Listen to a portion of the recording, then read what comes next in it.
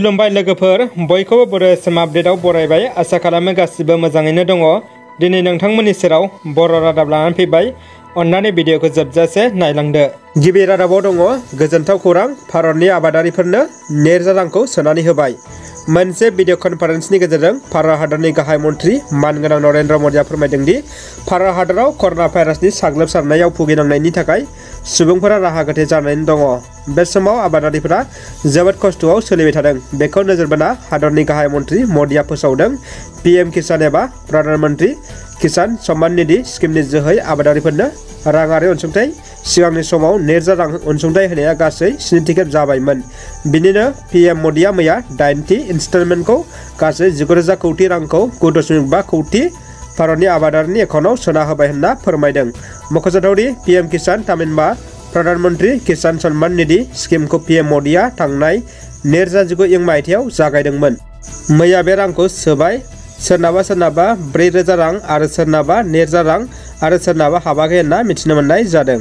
नाथाय गासिबो राङानो लासै लासै हाबगोन होनना खौरांनि गेजेरजों मिथिनो मोननाय जादों। फाग्ला दैसानिफ्राय बाला अन्थाइ जावनायखौ बन्द खालामनो दाबि खालामदों। भुटान हाजोनिफ्राय बाक्सा जिल्लानि मुसलपुर महकुमानि सिङाव थानाय बागानपारा सेरजों बोहैलांनाय फाग्ला दैसानि सायाव जारबस्ती सनाजुली जायगानिफ्राय बाला अन्थाइ जावखांनानै फानहरनाय आरो लांनायखौ बन्द खालामनो पूर्व आन्चलिक बान्दो कमिटि आफादा दाबि दैखांदों।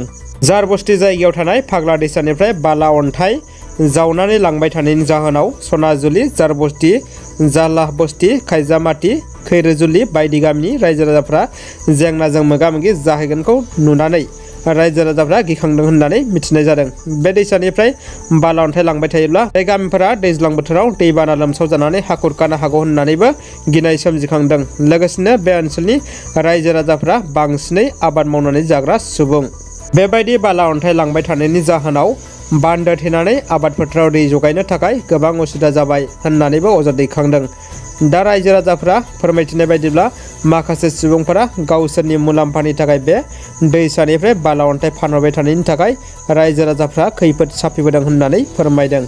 बेनिखायनो पूर्व आन्चलिक बान्दो कमिटिनि बेन्दोङाव थानाय 8 नं सनाजुली बान्दो कमिटि, 6 नं जारबस्ती बान्दो कमिटि आरो 10 नं जालहाबस्ती बान्दो कमिटिनि रायजो राजाफ्रा जथायै दिनै ओंखारबोनानै बाला अन्थाइ जावनायखौ बन्द खालामनो नांगौ होननानै जारबस्ती फाग्ला दैसा सायावनो धरना होदों।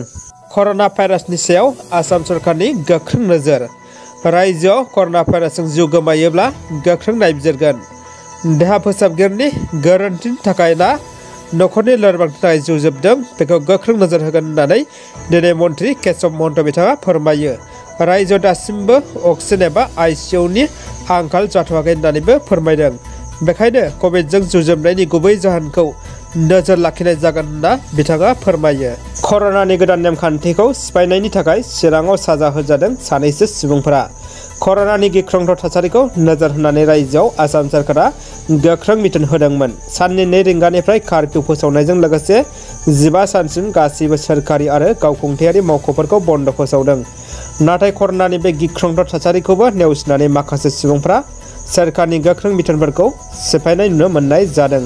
चिरांनि बासुगावआवबो बेफोरबायदिनो माखासे सुबुंफ्रा सोरखारनि बिथोनखौ नेवसिनाय नुनो मोननाय जादों। कर'नानि बे बिथोनफोरखौ नेवसिनाय सुबुंफोरखौ एसिस्टेन्ट कमिशनार राकेश लेखारुआ साजा होयो।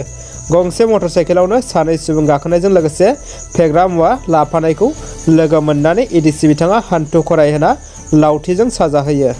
दुखुनांथाव खौरां, आसामनि तिनसुकियाव आरोबाव थरसे ग्रेनेडनि बेफ्रुसारनाय, सासे सुबुंनि जिउ खहा आरो 7 सुबुंनि गोब्राब जोखोम।